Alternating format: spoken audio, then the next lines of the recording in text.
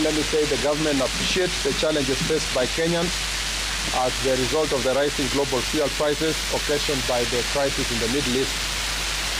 The government is also fully cognizant of its responsibility to protect Kenyans from high cost of living. In fulfillment of this responsibility, the government last month reduced VAT on petroleum prices by 8%. The government also utilized the Petroleum Development Levy to stabilize fuel prices. Despite these interventions, the prices still remain high. Consequently, the government last night took additional measures to remedy the situation by reducing the price of diesel by 10 shillings per litre.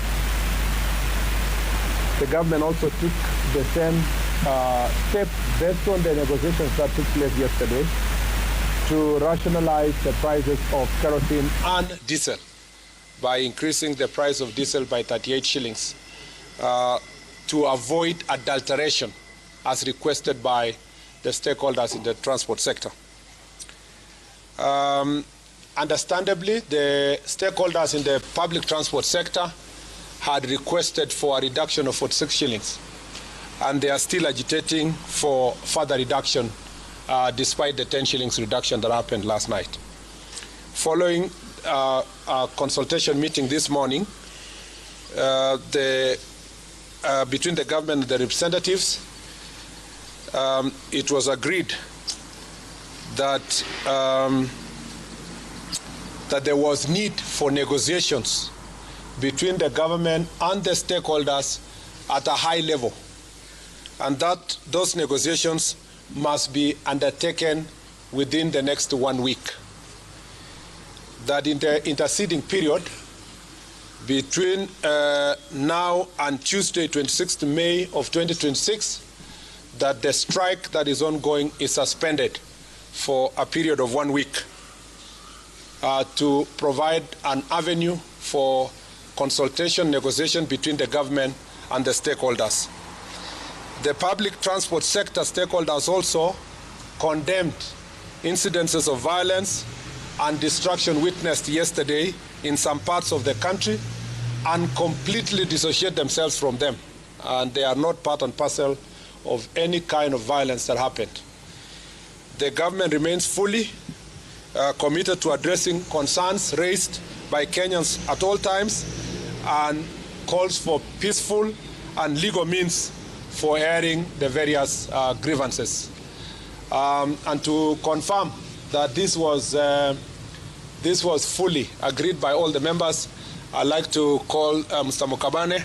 There will be three colleagues who are in the meeting who will say a few words of confirmation of this statement before Waziri Wandai can close for us this press conference. Thank you, members of the press.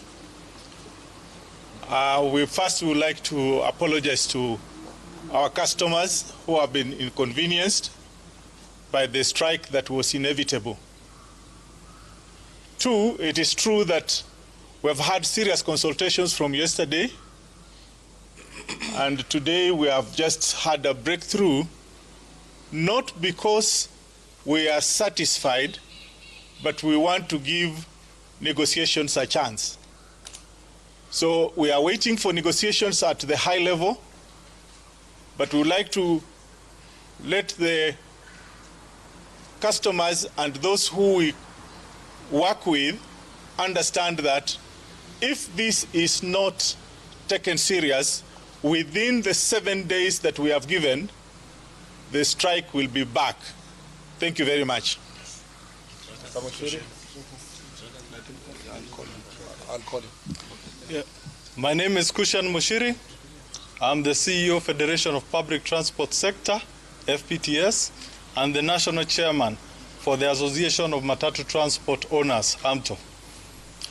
Today, as much as we would have been happy to say that we got the 46 shillings that we were seeking, we are also glad that at least negotiations have started in earnest, and that the seriousness and the need for our demands to be met and for our transport industry to be taken seriously has been well noted by government. And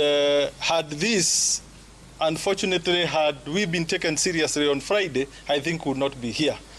So on behalf of the Federation of Public Transport Sector and Association of Matatu Transport Owners, mine is to urge all our membership, our drivers, our conductors, to resume operations effective immediately so that we can be able to assist our Kenyans continue with their normal running of their normal activities. But we want to assure our members that within the next 7 days, we shall have done the best of negotiations, and I believe by the time we come back here, we will come with a good solution. And I am happy our able Governor Sakaja is here and is our guarantor that this time the government will take us seriously. So asante sana, Mungu awabariki. Okay, good afternoon everybody. My name is Albert Karagacha. I'm the president of Matatu Owners Association. We want to urge our members wherever they are to go back to work. We've come up with something whereby next week I think there'll be something coming up. So we urge them to go back to work, and we want to thank the government. We are going to work very closely, and we've agreed to form a committee which is going to look into other issues related to the transport sector, mostly on PSV, because we've been having so many issues on insurance, we've been having issues on traffic matters, corruption. So we thank the minister. We are going to work very closely with this office to make sure that we enable the transport sector to grow. Thank you. Thank you. Yes. Let me say this. Let me start by confirming that indeed we have got the white smoke. We have had very, very candid deliberations with the leadership of the public sector transport operators since yesterday. Those deliberations have been concluded this morning, and I must confirm that they have been concluded successfully. As a matter of fact, due to the situation that currently obtains in the Middle East, and bearing in mind that Kenya remains a net importer of petroleum products, the government, conscious of the difficulties that the public continues to endure following the skyrocketing of petroleum product prices, has taken very, very deliberate measures. On the matter of subsidy alone, between last month and this month, those two pricing cycles, the government has applied some 13.9 billion shillings to manage the cost of these petroleum products. Last night's reduction by 10 shillings on the cost of diesel per litre alone took some 2.7 billion shillings. And therefore, that is a demonstration of the fact that the government continues to be sensitive to the plight of Kenyan petroleum consumers. And that is going to be the case even going forward. I must thank the public sector transport operators for their understanding and for accepting to work closely with the government during these very difficult times, and for accepting to call off the strike as we engage in further negotiations with a view to stabilizing the situation across the country. So thank you very much.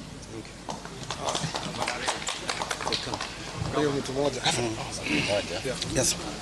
My names are Dennis Kilia, Secretary General, Truck Association of Kenya. I would like to take this opportunity and thank the government for recognizing transport sector as a very important economic driver in this country. And with that, I don't want to mention more. I will say whatever Waziris have said, that I now call and tell my members to suspend the strike until further notice. Thank you. Everybody wants to say something, but we don't have the time. With all due respect, and the respect that we have been given today here, as you can see, my sisters and brothers and the citizen of this nation, we want to extend that respect to the media and to the nation. What we have agreed here, I can confirm. The CS Mbadi and CS Mukomen are seated here, Wandai. I'm sorry for that. And our able governor, that the strike has been suspended. That is what I want our Kenyan citizen to hear. And since we have a nation to build and a government to run, Kenya is ours and we should build it. So therefore, on behalf of our transport stakeholder, our partner and our corporate, on behalf of our TSV, I want to assure them that since we have suspended the strike, give room to negotiation, and if we are not able to agree, we'll come back for the same. But for today, the nation should run. Thank you very much. Governor Karanta. Asante sana. Fellow Kenyans, the leaders, Waziris, and the leaders of the Matatu sector, the Truck Association, Boda Boda, we have digital transporters. Ni muhimu kwanza kusema ya kwamba hawa wamechukua uongozi. Ni ukweli na serikali inatambua na sisi sote tunatambua Wakenya wameumia. Na sio hawa tu, kwa sababu wako kwa biashara, hata Wakenya wa kawaida. In all sectors. Children have not gone to school. There are sick people who need to go to hospital. There's farm produce that needs to be transported. And so that is why we chose to get out of the way and just come together to listen to each other. We have operators and we have government, but ultimately we are Kenyans. And where there is dialogue and respect, and these operators will tell you, because I work with them very closely, hapakosi njia. So I want to assure the people of Nairobi, the people of Kenya, that we have found a way forward together. We'll have very high level deliberations. Watu warudi kazini, watoto waweze kurudi shuleni, watu warudi kwa mashamba. Let us build our economy even as we resolve this issue. I want to appeal, and I know through the Waziris we shall reach out officially to financial institutions. We are in extraordinary times. The crisis we are in is global. Let us not take it out on our people. Hii mambo ya kuchotwa vitu yao kuwa auction saizi, we can talk to them on some level of amnesty for some time, because people are really struggling. And so it's good for you to know the government actually, we realize, that increase is extremely high. There are certain limitations of what we can do, but in the next few days you will see. And I have promised them as their as their friend and their guarantor, that we shall sit at the highest level to resolve this pain that Kenyans are feeling. So I really want to thank the CS for Interior, for his leadership, CS for Energy, also the CS for Transport, that this consultation also should go on, that we don't only meet during a time of crisis. Let us meet to see how to improve this sector, to make public transportation as it should be, affordable, reliable for the sake of Kenyans. So asanteni sana, watu rudini kazi. Na ngoja watu town, watu warudi kazini, mujazi mabarabara tuendelee pamoja. Asanteni sana, tutamalizia hapo kwa leo. Asanteni. Haya, asanteni sana, Mungu awabariki. Mungu awabariki. Thank you very much.